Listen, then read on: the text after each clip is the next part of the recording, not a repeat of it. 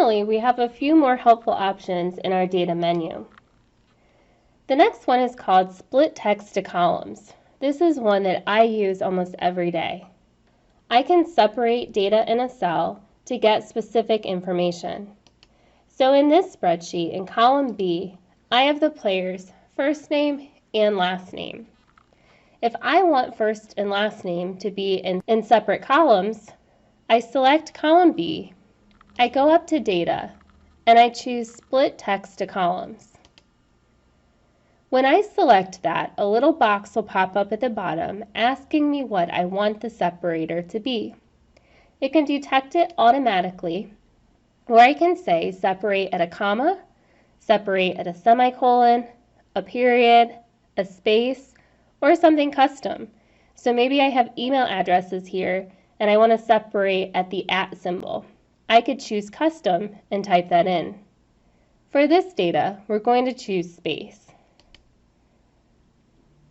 And now we have a column for first name and for last name.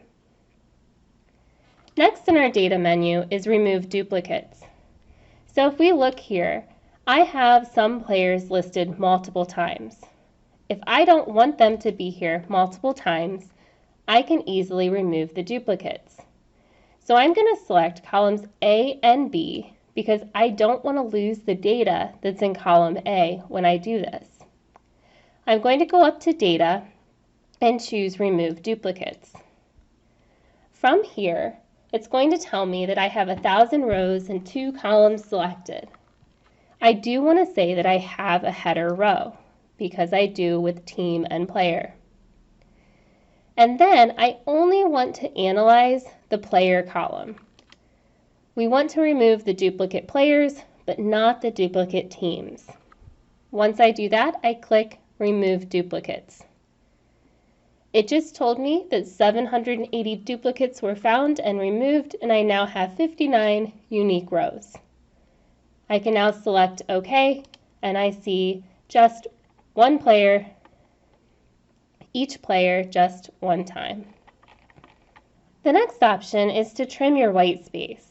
Sometimes when you paste data into a spreadsheet, you have random spaces throughout your cells. So things aren't aligned, or it looks kind of messed up, or maybe you have some spaces in the middle of a name.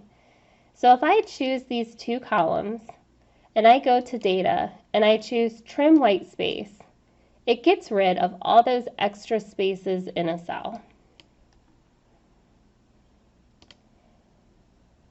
We already took a look at grouping our columns in a previous video.